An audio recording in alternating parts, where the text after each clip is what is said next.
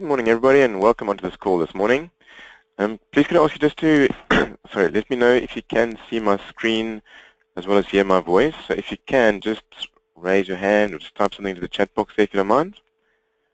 Just so, okay, that's great. Thank you very much. Good. Okay. We've had quite a few people register onto this webinar this morning, and I can see that not a lot of logged in yet, so we'll just wait a couple of minutes for people to come in still before we really kick off properly. So whilst we're waiting, go ahead and type into the chat box for me this morning where you are. What is the weather like where you are? And also just type in where you are so I know as well. I must say where I am this morning, in the Midlands between Nottingham and Sheffield, it's feeling a bit like spring is on its way. It's a little bit of cloudiness, but actually looking pretty good this morning. Good. Liz says Stockport is grey and raining for a change. Okay, good. Okay, and for the rest of us, go ahead and just type in there. Good morning, Jeff says grey as normal. That's in London. And we're still waiting for a few more people to come through. Hitton says, yeah, London is hazy and cold. Okay.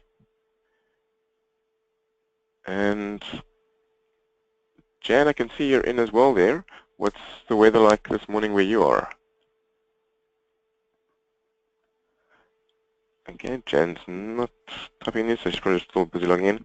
Okay, so we've had quite a few people register for this morning, but we'll see how many people come in. So I think we'll jump in and carry on then.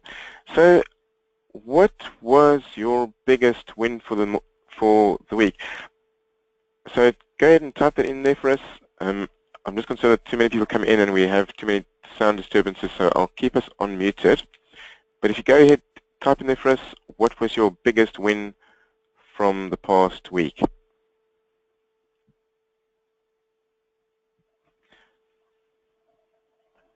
Good.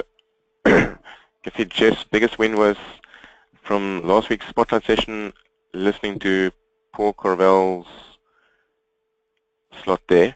And I must say it was incredibly enlightening being able to listen to that guy, because he's walked the road that a lot of you are on already, but I think he's definitely playing at a next level up from most of us. Okay, Hitton says 3 new inquiries, fantastic. Liz has got compiling a list of admin time so we can analyze and organize. Brilliant. And yeah, also the call with Paul was very informative, Liz says. Good. Jan, if you're able to type there, let us know what your biggest win was. Naz, I can see you've also not come in. Let us know what your biggest win was for this past week. And we're expecting a few more people, so we'll wait for them as well. Good.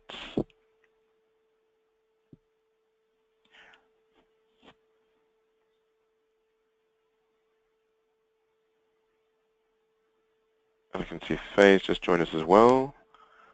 So Faye, when you get in, please type in for us as well, what is your biggest win for the past week? Naz says, we've nearly completed the client grading exercise, and this will be completed by quarterly meeting. Fantastic, Naz. So that's next week then, hey? Good stuff. Jan says, focus on one particular job meant we finished in half the time. Excellent. Good, Jan. Naz says, yes, it'll be done. Good stuff.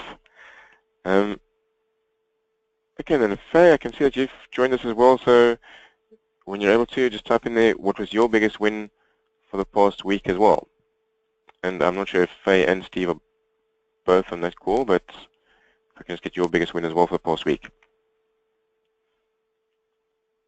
And then I think we're almost there. I think one of the biggest things that I took away from, I mean, there were so many things from Paul's conversation last week, but one of the big reminders for me was the whole personality profiling and how effectively he uses that. It's just quite incredible.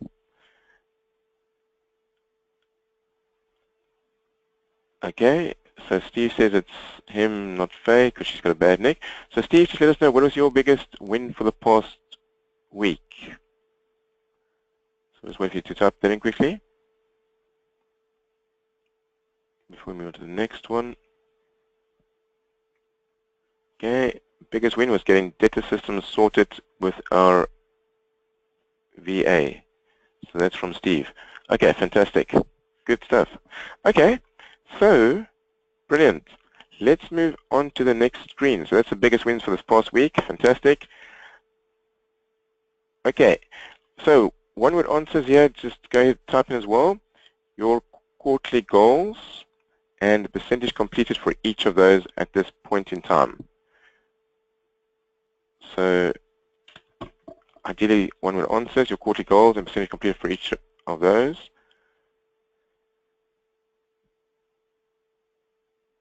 So go ahead and type that in there for us.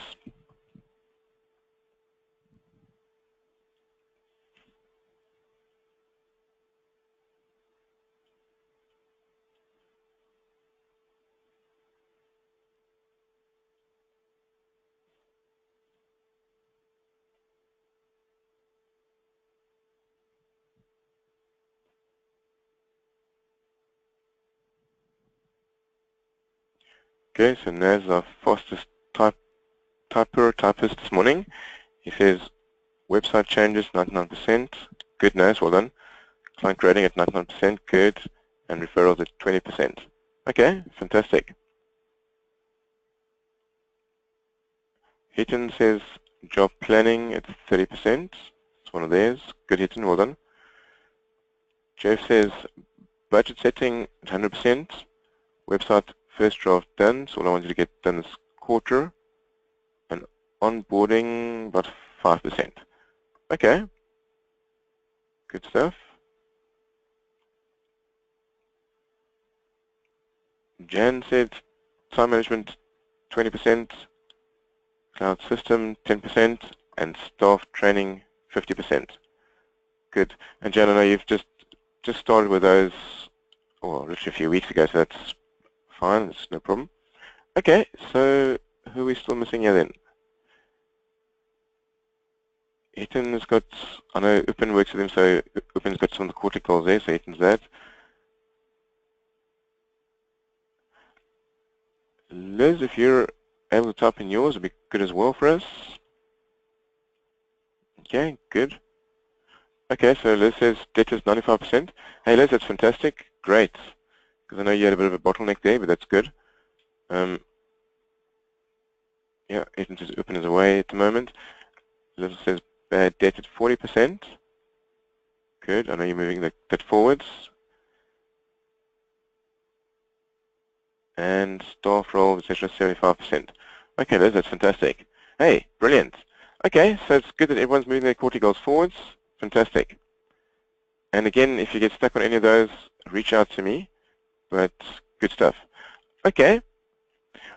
This one, what is your one biggest project this coming week? So type in there for us, this coming week, what is your one biggest project? And this is working on the business, ideally, not particularly in the business.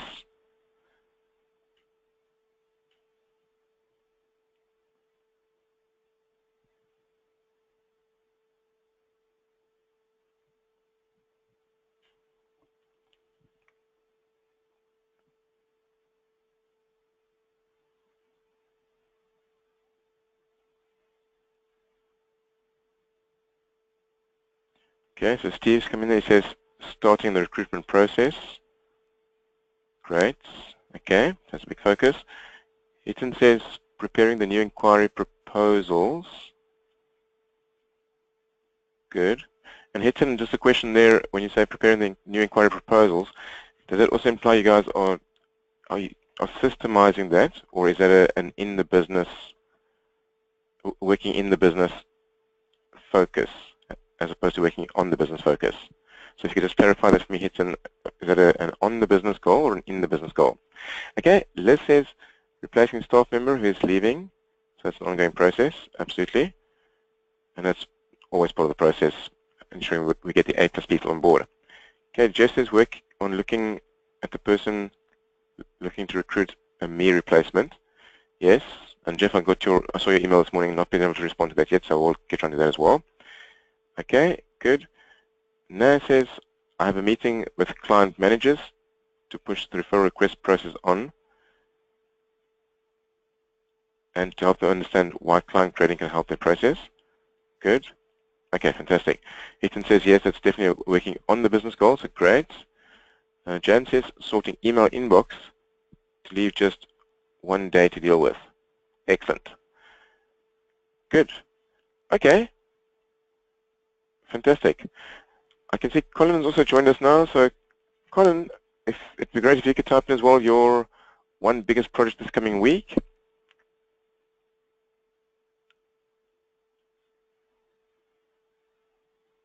I'll just wait a few seconds, see if Colin can get in with that one typing in there for us, if he's just still joining us.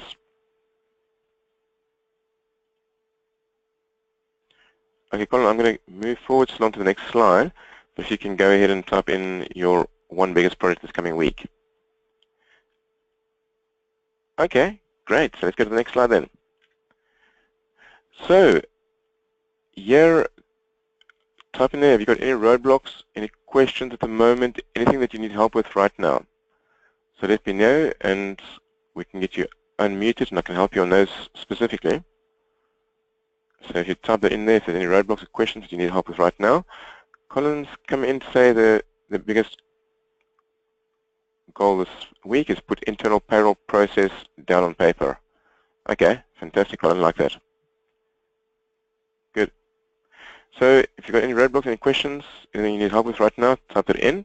If you don't have anything, then just put a note for me just so I can register that you don't have anything.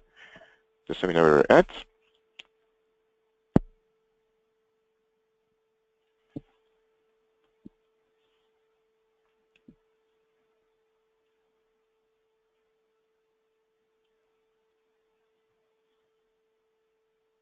Okay, good. So Steve says no.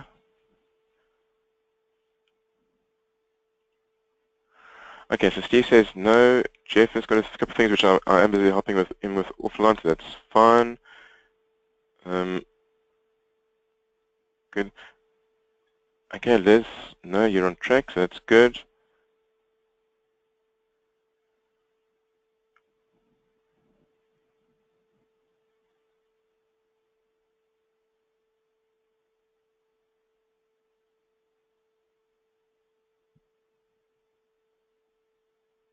Jan says no.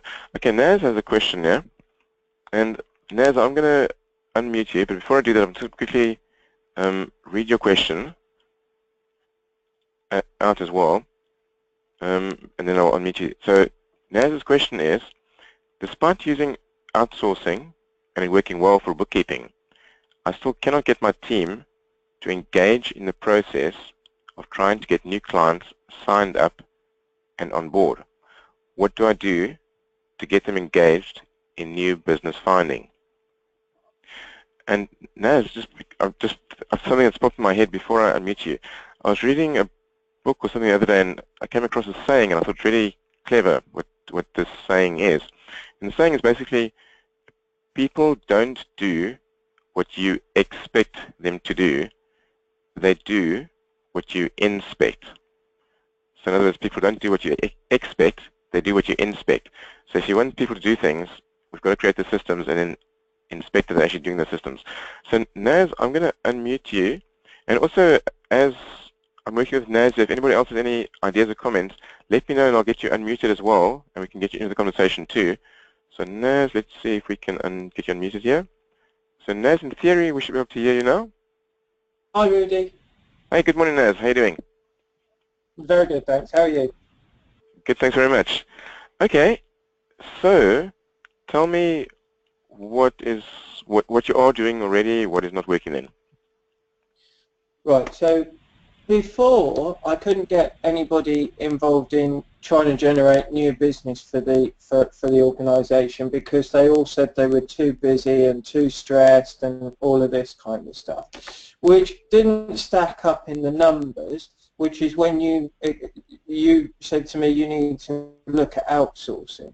So what we have done is we have taken all the kind of bookkeeping work, the analysis work for management accounts and year-end accounts, and outsourced it to the company you recommended. And we are now on about 250 billable hours through them, so quite a substantial amount with them. Okay. What it's done is it has allowed the guys here to get less stressed and calm down and everything else, and we seem to have collected our thoughts, which is a good thing. But now I need them to get on board with signing up new business and getting the numbers up to where they need to be. Now I'm doing a couple of things. I've reallocated, you know that I came to you and said I'm going to have specific teams, which is a very similar picture to Paul's pods last week. Slightly different, but very similar. So we have our distinct teams, and I'm now sitting down with them and working with them, saying you've got to generate your own business to get yourselves up to your budget. Now one of the teams has engaged with that really well, and she has gone off, the client manager of that team has gone and joined the BNI and is actively looking to push up her portfolio. The second one is still trying to get her head around it, and she will come right. But the third one genuinely seems to think she's like her team is overworked when it's about 50k below budget.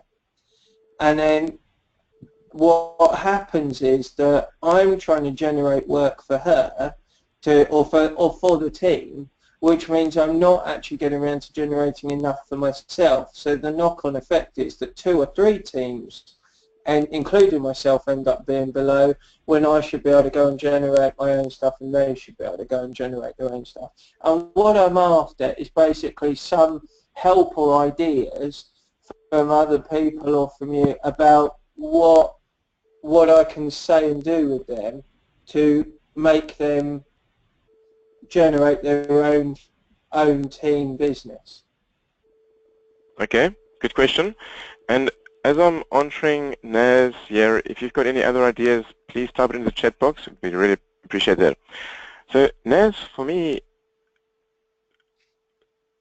when people are hiding behind a smoke screen, and that smoke screen might be, oh, I'm too busy, or whatever that smoke screen is, the way to puncture or get through a smoke screen is to ask them the detail.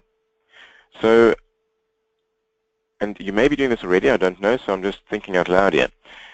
With this team, so that's, you've got 3 individuals there and yourself, so it's 4 of you who are essentially the sales people.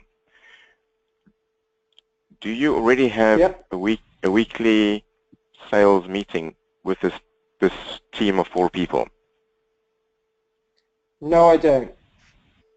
Okay, so something I'd possibly consider to break through anybody's smoke screens.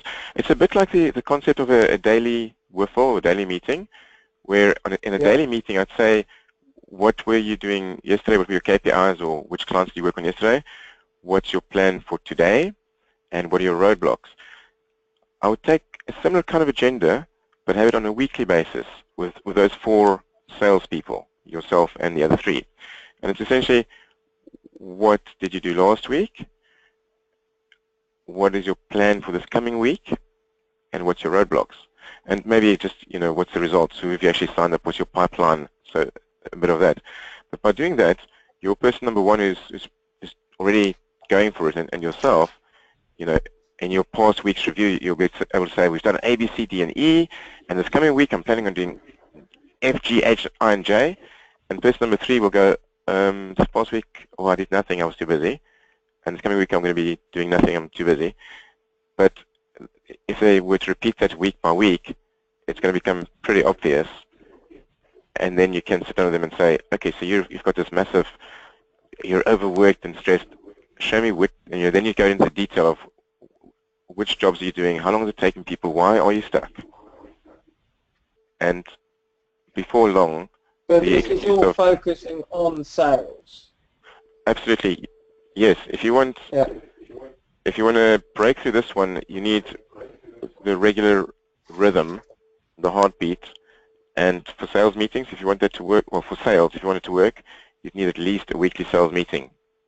And it doesn't have to be particularly long, but you definitely want that, because it also creates peer pressure for the third person, but also potentially it gives them ideas, because maybe this individual doesn't actually know what to do. It's just completely out of his or her comfort zone.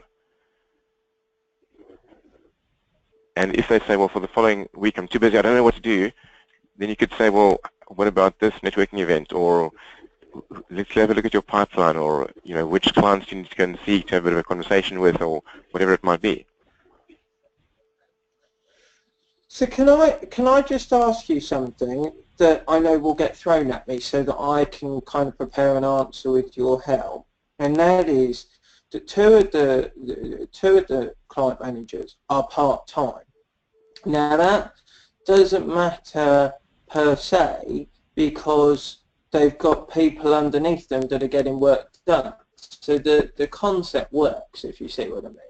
Okay. But they will say, well, I haven't got time to go and do networking, or I haven't got time to do this because I'm only in 3 days a week. So if I lose half a day to that, etc., etc. How, I know that's what they'll throw at me, but I just need to understand what my kind of response to that is. Okay, good question. Let's start with what might your response be?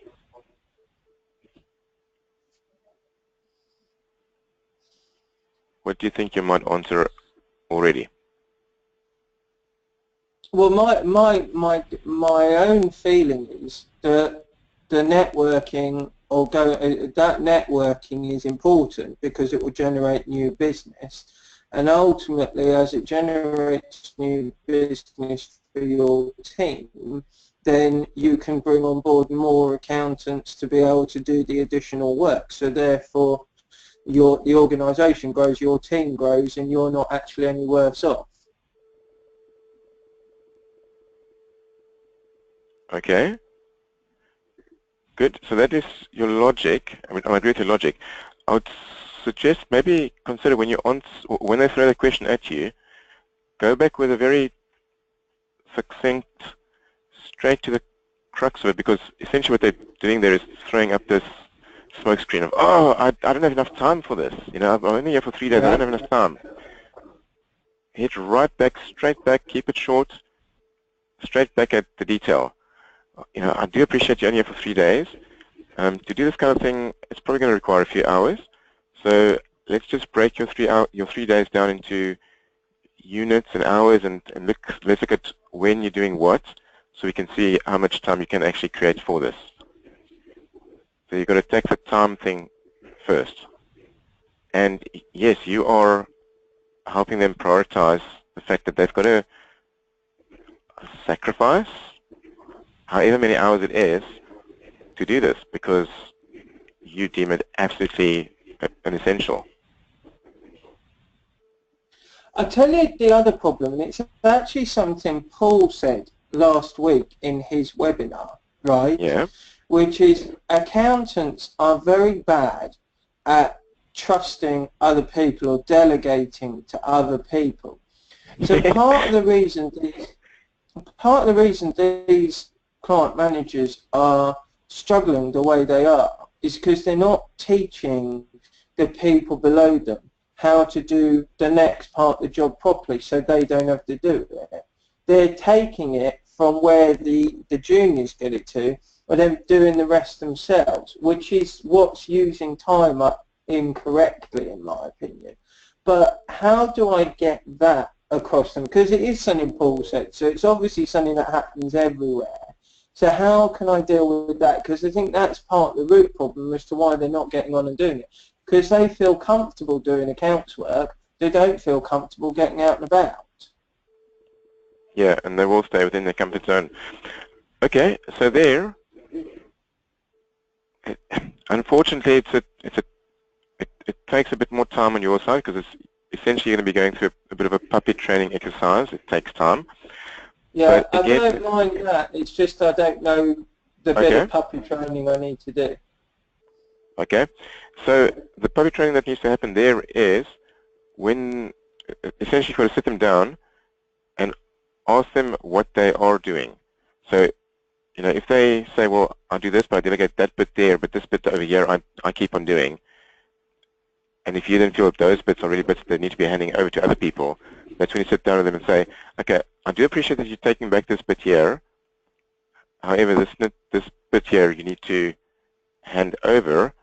So explain to me your plan for training other people within your team and how you're going to go about doing that and handing it over. So they actually have to come up with a plan to explain to you how they're going to hand it over.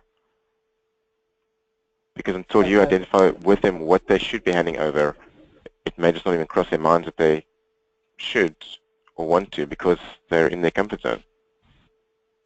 Yeah. Okay.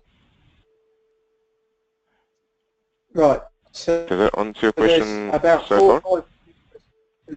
There's 4 or 5 useful things there, starting with the weekly sales meeting, but also working with them with what they're going to try and throw up as the smoke screens to do away with them, and those are certainly going to be the smoke screens they throw up. So that's useful. Thank you very much, Rudy. And also, Naz, I know Jeff is also coming up with somebody as well. I'll unmute Jeff shortly. I do recall a conversation that I heard, I was in with Paul Carvel actually ages ago. And I remember him saying, because somebody asked the question at the time of, you know, we're very focused on working in our business and we're busy changing systems and things. We don't really want to focus on and make time for sales, particularly now, because it was out of their comfort zone. And I remember Paul sitting around saying he doesn't care what is happening. The one thing that he insists on from his managers is that sales meetings will happen. It doesn't matter what, because like he said, you know, it's always a pipeline. It takes time to build up. And if you drop that for even a few months, you will feel the results or a few months down the line. So let's just quickly unmute Jeff as well, because Jeff has some ideas here as well. So Jeff, let's see if you should be unmuted now as well, Jeff. Hi there. Hey, good morning. Yeah, I mean, I was just thinking about it. I'm just not sure your team have actually bought into it. That's part of their job. It feels like it's not. It feels like it feels like it's their job and on top of their job.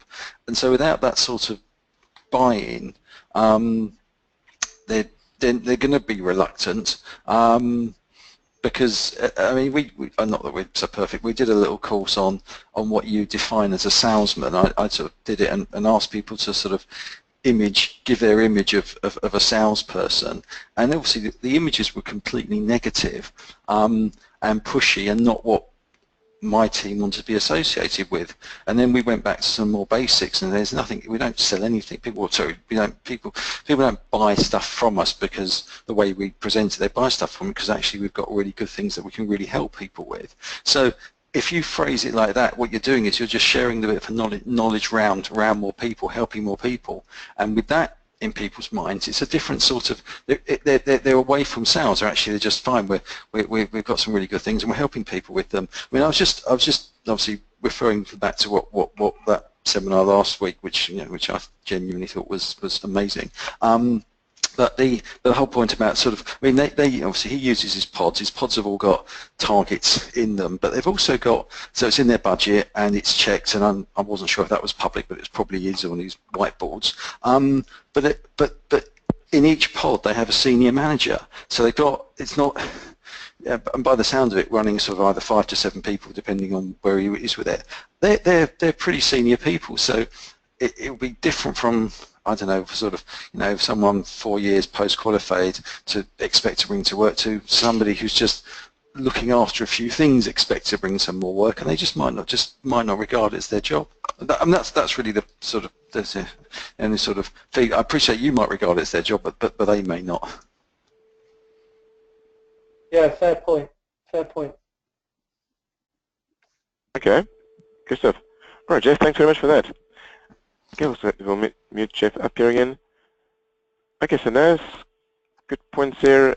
Yes, you're in the puppy training phase. You're busy taking these people with you, and they're not going to do what you expect. They will do what you inspect. So with all of that, create the systems around it as well, and yes, things like weekly meeting as well. Yeah, all of that was very... Okay, good stuff. Okay, so give that a go and see how you get on with it, and then give me an update next week when I see you. Thanks a lot. All right, Naz. Bye for that. Bye for now. Good. Okay, so then we also had a question here from Colin, or it's a roadblock. So Colin, let's see if we can get you unmuted. Okay, Colin, so in theory you should be unmuted now. Yeah, I can hear you, Rudy. Hey, fantastic. And thank you very much. I've got no feedback on the sound there, so that's great. Good stuff. Okay, so Colin, what is your question roadblock at the moment then? I suppose the biggest thing for us is we've had a couple of very good months of sales, but the issue is it's just not reflected in our bank account, and some of our usually very good payers are exceptionally slow in the last number of weeks, and it's a bit concerning, and really, you know, at a time when we think the business is growing, we probably have less cash available than we had, I'd say, this time last year, when our sales were probably maybe 20 to 25% less. So it's an issue. We're aware of it, and we have done a couple of things, but it's a lot of sort of better clients who have, I suppose, I would feel are gone a bit slower in paying us, and I do think it's an Irish thing, but maybe it's a UK thing as well. But you know, it's just quite annoying, you know, because we feel we're giving clients good work and good adding value to them, but yet we're nearly the last to be paid. And sorry, Jar is with me on this, so he wants to add something in as well. Just one thing. Hi, Rudy. Just one thing to add to that as well. At this, one thing from my point of view on that would be whether there's a bigger issue that clients aren't perceiving us to be giving them as good work as we believe we're giving them, and for that reason they've slowed down in their payments to us. That before we would have always perceived we were top of the payment list. Okay, good. Okay, good question. So basically you guys have increased your sales, so well done with that. But the cash is not in your account, in your bank account, so people are paying you slower. So let's go back to credit control firstly. So do you have are the invoices long overdue, or what's it looking like? Yeah, like some of them are extremely long overdue, but they are sort of, there's just a few clients are difficult payers, and we will have difficulty getting money from probably 5 or 6 different clients. But most of the clients would be, you know, most of the stuff that even say we billed in January wouldn't be paid yet, and you know, they would be, in general, all pretty A or B clients. Okay. So that's, I know we have put in a card system where people pay us, so that's worked out okay for a few payments. But in general, it's been slower than normal. Okay. So let's just look at a few things here. So do you guys have a dedicated credit controller who stays on top of your debtors and gets on the phone calling them? Do you have such a person? It's actually my wife that does it, and it's probably a bit ad hoc, but we do send out invoices quite quickly, and we do send out statements as well, you know. We probably don't make a huge amount of phone calls, but maybe that may have to change. Okay, so yeah, a bit like what I was saying to Naz on the previous call, that when something isn't working in your world, then you want to increase the frequency of communication. So in Naz's case, it's, oh, you know, sales isn't really working. Increase the frequency to, you need a weekly meeting. So with you guys, with credit control, yes, ad hoc for any system doesn't really work. You know, any system that's ad hoc is just not going to really do it for us. So we want a regularity there. We want that frequency. So yes, I would go back to your wife and agree a regularity there, that she gets on the phones and call people. That's one thing, because the minute that starts happening, the person receiving the call will say, oh yes, of course, okay, I'll get it paid. You'll see cash in your bank by Monday, if you start this today, without a doubt. So that's one thing you want to also consider putting in place.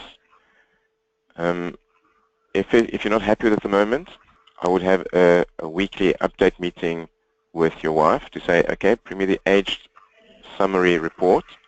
Let's go through the oldest ones first and tell me to do a who, what, when. With debtor A, in the last week, who did you speak to there? What did they say? And when are they paying us, or when is the next step? So the who, what, when for every debtor, starting in the oldest column first. So you go down those ones first. And then you go to the slightly lesser, so the 120 plus days column you start with, and then you go to the 90-day column. But that conversation of who, what, when, of tell me on debtor A, who, what, when, you don't need a long story there. That is a quick conversation. I spoke to Mary. She said they don't have money right now, and she'll let me know by next Wednesday what the next step is. Okay, great. What's the next debtor? And who, what, when, who, what, when, who, what, when. You can get to it very, very quickly. Within, you know, depending on how long your list is, but within 15 minutes, you could probably be through those lists. And what it does for your credit controller person is that they'll actually get onto it, and the minute they get onto it, it'll start happening. So that's the one element. Okay. Another element I would highly recommend is to get some kind of automated credit control procedure in as well. So, and I know you guys work with Xero, and I believe Xero, if it doesn't do it itself, it'll have some other add-in that will do it, where basically, I mean, you set up some other system. So basically, a week before the invoices go out, an automated email goes out, and you guys obviously create the template so it looks like it's coming from you as opposed to automated. But a week before the invoices are due, an email goes out saying, hey, just to let you know, in a week from now the invoices will be coming out and they are due. That's one automated part of the sequence. The second email is on the day when the invoice goes out to say, hey, here's your invoice, it's now due, please pay it. Or I don't know, what are your terms on your invoices? Are they immediate, 30 days? Usually 2 weeks, really. Okay. So build it in around whatever your due period is. So then if yours is 2 weeks, and maybe a week before it becomes due, to say, hey, just let you know, a week from now it's due. Then on the it is now due, another email, and then a week later, an automated reminder to your wife, or whether it be an automated reminder, or she just goes through the list, but then the phone call happens a week later saying, hey, this is now overdue, what's the next step? And when you build that kind of sequence, chances are much, much higher that you're going to get a much better response. Guaranteed. Yeah. Makes perfect sense. Thank you very much.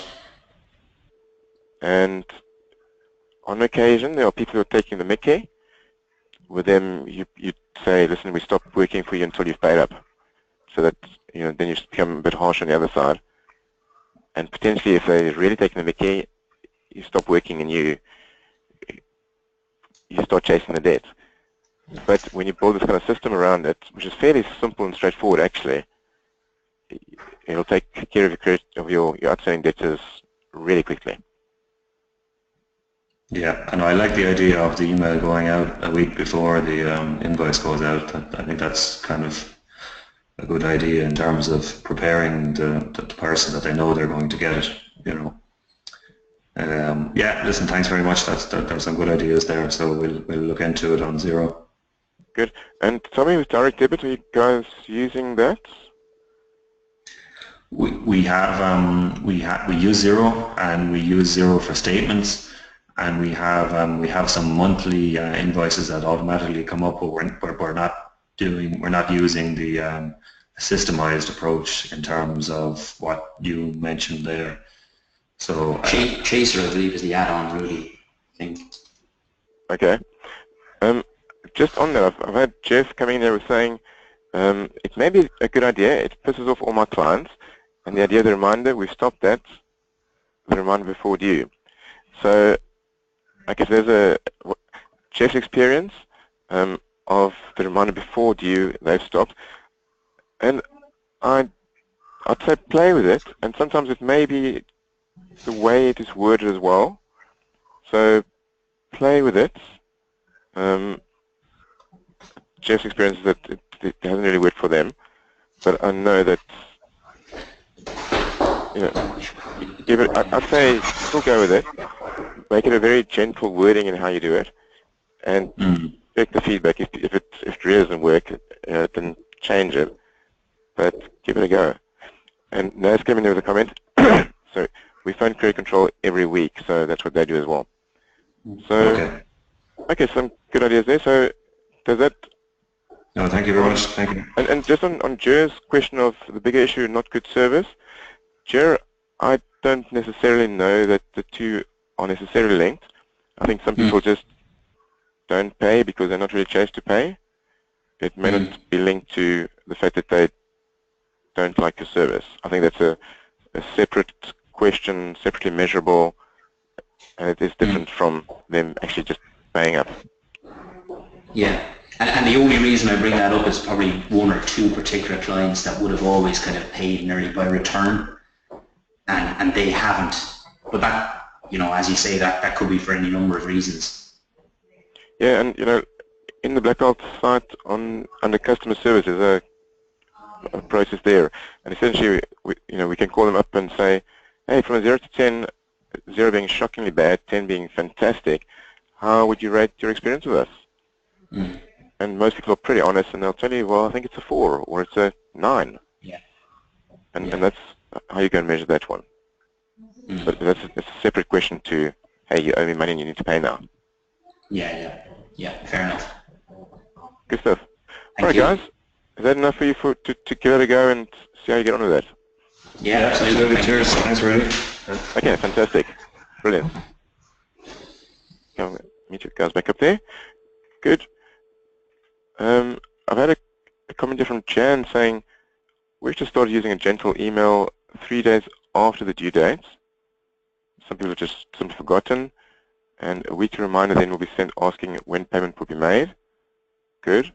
Yeah, I still go back to we want a live human being on the telephone saying, hey, when are you paying us? Good, okay, great question there. So let's see, are there any other questions or roadblocks from anyone else at this stage of the game? Or are you all on track? So if you're happy, there's nothing else, and just go ahead and type in a no for me just so I'm clear that you're happy there. Okay, great. Okay, fantastic. Doesn't look like anyone else has any challenges at the moment. Good. Okay, so for most of us, we'll be seeing you next week, Thursday, at the group meeting day. Looking forward to that. Okay, let's go on to the next screen here. So if you just go ahead and type in please your biggest insight or takeaway from today, really appreciate that. What's your biggest insight, your biggest takeaway from the call today?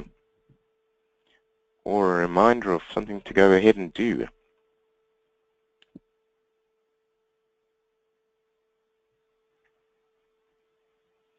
Yeah, Naz says his biggest takeaway today is the weekly sales meeting is urgent. And yeah, that goes right back to communication systems and systemizing. So yeah, definitely. Liz's biggest takeaway is we all have the same problems. Yep. And just in different degrees. Okay, Colin, a system that can be followed to get more money in. Jeff says reminder about who, what, when. Chan, create system for everything with allocated times where relevant. Good. Steve, Hitton, Upin, if you guys still on the call, let me know what your biggest takeaways were as well.